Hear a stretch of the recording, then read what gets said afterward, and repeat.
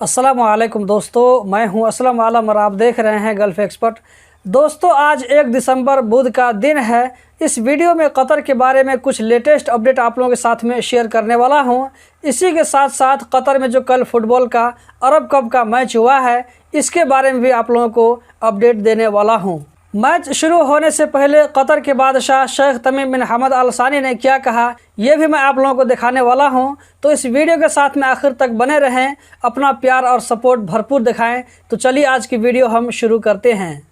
दोस्तों, कल रात में कतर और बहरीन के बीच में जो फुटबॉल मैच खेला गया, इस मैच को कतर ने 1 गोल से जीत हासिल कर लिया है। ये बड़ी खुशी की बात है कतर में रहने वालों के लिए। हम दुआ करते हैं कि हर मैच में कतर को कामयाबी हासिल हो। ये मैच अलबैत स्टेडियम में खेला गया था, जो कि अलबैत स्टेडियम का पहला मैच था। इसी के साथ अलबैत स्टेडियम की ओपनिंग हो गई। इस मौके पर कतर के बादशाह शेख तमीम बिन हमद आसानी ने क्या कहा, आप लोग वीडियो में देख सकते हैं और साथ ही साथ इसका ट्रांसलेट भी आपको स्क्रीन पर नजर आएगा।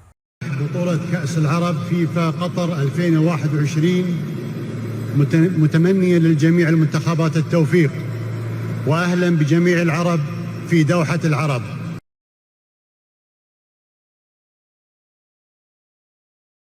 मैं फीफा अरब कप कतर 2021 के आगाज़ का ऐलान करता हूं। तमाम टीमों की कामयाबी की ख्वाहिश रखता हूं और दोहा में तमाम अरबों को खुश आमदीद कहता हूं। इसके अलावा तुनिसिया और मोरितानिया के बीच में जो मैच हुआ, इसमें तुनिसिया ने 5 गोल किए, जबकि मोरितानिया की तरफ से 1 गोल किया गया। इराक और ओमान दोनों तरफ से 1-1 गोल हुए, जबकि यूएई और सीरिया के बीच में जो मैच हुआ, यूएई ने इसमें 2 गोल किए, सीरिया ने 1 गोल किया। कतर अपने ग्रुप में 3 पॉइंट के साथ अभी आगे है। दोस्तों, अब हम कतर के और दूसरे भी अपडेट देख लेते हैं। मिनिस्ट्री ऑफ पब्लिक हेल्थ की जानिब से कहा गया है कि कतर में 1,05,792 लोगों को वैक्सीन का बूस्टर डोज यानी तीसरा डोज दे दिया गया है। कतर में जिन लोगों को दूसरा डोज लिए हुए 6 महीना गुजर गए हैं, वो लोग तीसरा डोज यानी बूस्टर डोज लेने के लिए एलिजिबल हैं। ऐसे लोगों को मिनिस्ट्री ऑफ पब्लिक हेल्थ की तरफ से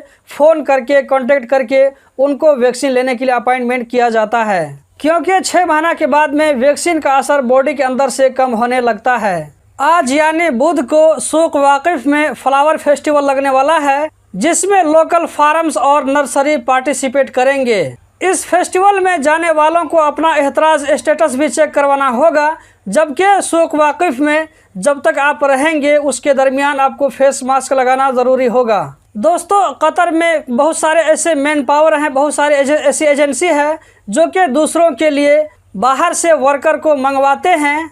इसके बारे में मिनिस्ट्री ऑफ जस्टिस की तरफ से कहा गया है कि ऐसे वर्करों से किसी भी तरह का कोई पैसा डिमांड करना मना है। कतर एनर्जी की तरफ से दिसंबर के महीना के लिए पेट्रोल और डीजल के दामों का ऐलान कर दिया गया है, जो कि पिछले महीना नवंबर के सेम है। इसके रेट में कुछ भी कमी और बेशी नहीं की गई है। दोस्तों, अगर आप भी अरब कप का फुटबॉल मैच देखने स्टेडियम जा रहे हैं तो आपके पास ये जानकारी होनी चाहिए। ये सारा सामान लेकर आप स्टेडियम में एंटर नहीं कर सकते हैं। ड्रोन, सेल्फी स्टिक, शीशे के कप और कैन, परफ्यूम गिलास, छतरी, पालतू जानवर, लेज़र पॉइंटर्स और प्रोफेशनल कैमरा, जिससे प्रोफेशनल वीडियो रिकॉर्डिंग की जाती है, ये सारा सामान लेकर आप स्टेडियम के अंदर में नहीं जा सकते हैं।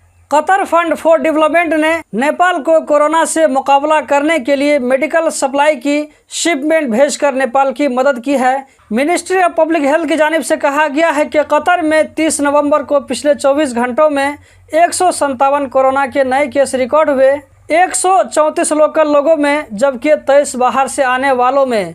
इसी तरह पिछले 24 घंटों में 125 लोग इस वायरस से रिकवर हो गए। कतर में अभी 2045 कोरोना के एक्टिव केस हैं। तो दोस्तों, यही थी आज की वीडियो। कतर के बारे में रोज़ाना इसी तरह की वीडियो देखते रहने के लिए चैनल को सब्सक्राइब करें, इस वीडियो को लाइक करें। वीडियो देखने का बहुत बहुत शुक्रिया।